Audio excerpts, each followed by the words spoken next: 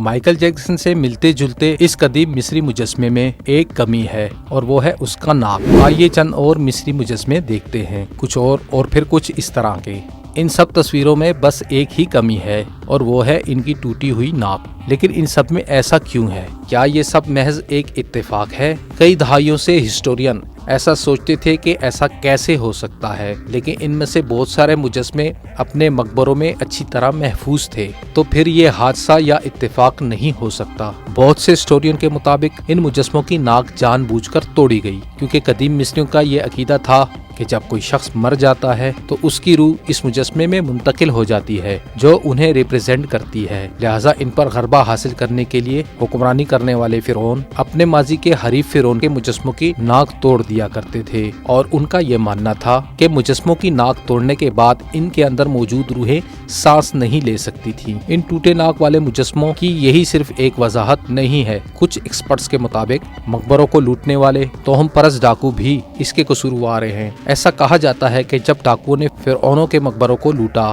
تو ان مجسموں کی ناک بھی توڑ دی تھی، وہ اس لیے کہ مجسموں میں موجود روحیں ان سے انتقام یا ان پر لعنت نہ بھیج سکیں۔ دوستو، ہسٹورین کی جو بھی رائے ہو، لیکن اتنے سارے مجسموں کی صرف ٹوٹی ہوئی ناک ایک پراسرار اتفاق ضرور ہے۔ 1920 اور 1941 کے رشین فوجیوں کی تصویریں جب منظر عام پر آئیں تو یہ تصویریں حیرت انگیز طور پر رشیا کے پریزیڈنٹ ولادیمیر پیوٹن کی طرح لگ رہی تھی۔ لیکن ذرا اس تصویر کو دیکھیے جو 19 سینچری کے یورپین یونانی جرنل والٹینوس کی پینٹنگ ہے، جو کافی حد تک ولادیمیر پیوٹن سے مشابہت رکھتی ہے۔ 15 سینچری کے ٹچ پینٹر جون وون سائی کی اس پینٹنگ کے بارے میں آپ کا کیا خیال ہے، جس میں صرف اسکن ٹون کا ڈیفرنس ہی نظر آتا ہے؟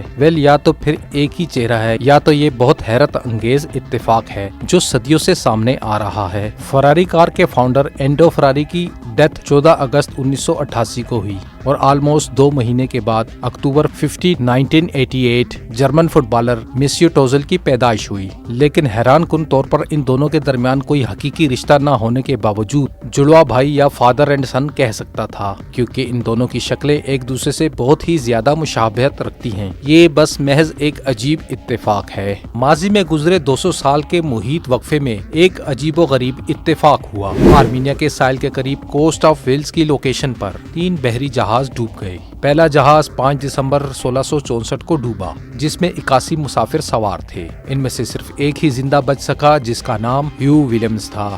اس حادثے کے ٹھیک 121 سال بعد سن 1785 میں سیم ڈیٹ اور سیم ہی لوکیشن پر ایک اور جہاز ڈوب گیا۔ اس جہاز میں بھی 60 مسافر سوار تھے، جن میں سے صرف ایک ہی بچ پایا، اور حیران کن طور پر اس کا نام بھی ہیو ولیمز تھا۔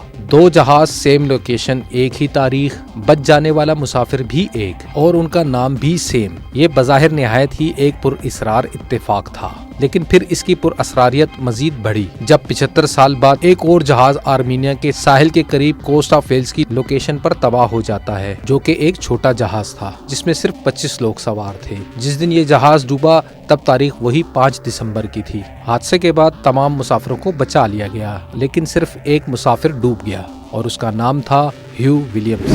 آن جہانی پاپ سٹار مائیکل جیکسن کی فوٹو ہے، اور یہ 17 سینچری کے جرمن کے ایک شخص کی پراسرار تصویر ہے۔ یہ دونوں تصویریں کافی زیادہ مشترک ہیں، اور ان فوٹوؤں کی ایکسپلینیشن شاید ٹائم ٹریولنگ ہونی چاہیے۔ لیکن مائیکل جیکسن کی ایک اور فوٹو اینشین ایجپشن اسٹیچو سے بھی ملتی ہے۔ 3000 سال پرانا یہ مجسمہ مصری فرعون توتن خامون کے دور کا ہے۔ ان دونوں تصویروں کی مائیکل جیکسن سے مشابہت ایک عجیب اتفاق ہے۔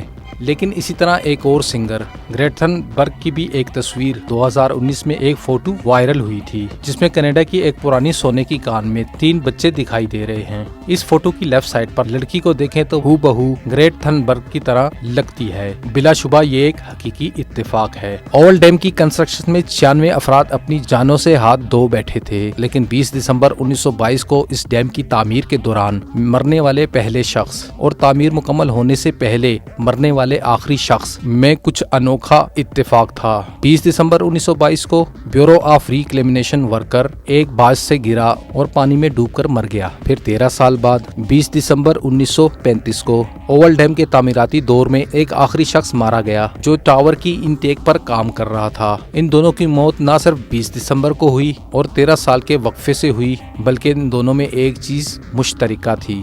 اور وہ تھا ان کا لاسٹ نیم۔ جی ٹرنی اوول ڈیم کی کنسٹرکشن کے دوران مرنے والا پہلا شخص تھا اور پیٹرک ٹرنی اس کنسٹرکشن ڈیم کی تعمیر کی پیریڈ میں مرنے والا آخری شخص تھا جو جی ٹرنی کا بیٹا تھا۔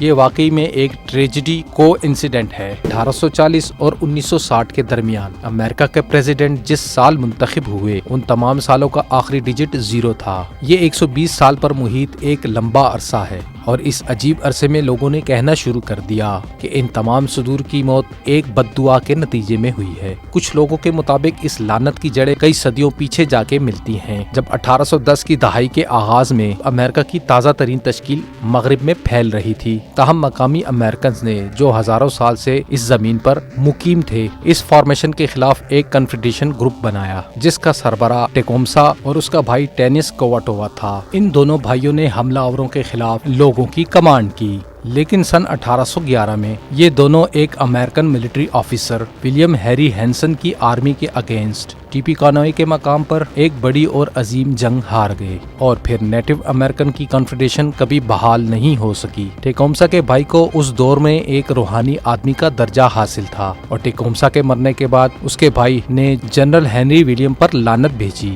ٹھیک 29 سال بعد 1840 میں ہنری ولیمسن امریکہ کے 9th پریزیڈنٹ بن گئے، لیکن صرف ایک مہینے بعد ہی ان کی موت ہو گئی اور اس کے بعد 0 ڈیجٹ پر ختم ہونے والے سال میں منتخب ہونے والا ہر صدر انتقال کر گیا اور سبھی 20 سال کے وقفے میں مرے۔ شاید کوئی یہ بد دعا یا لعنت نہیں تھی، لیکن یہ ایک کلر کو انسیڈنٹس ضرور ہے۔ امید کرتا ہوں آپ کو یہ ویڈیو بہت پسند آئی ہوگی۔ ہماری ویڈیو کو لائک اور شیئر کریں اور ہمارے چینل کو سبسکرائب کریں۔ اپنا اور اپنے پیاروں کا خیال رکھیں۔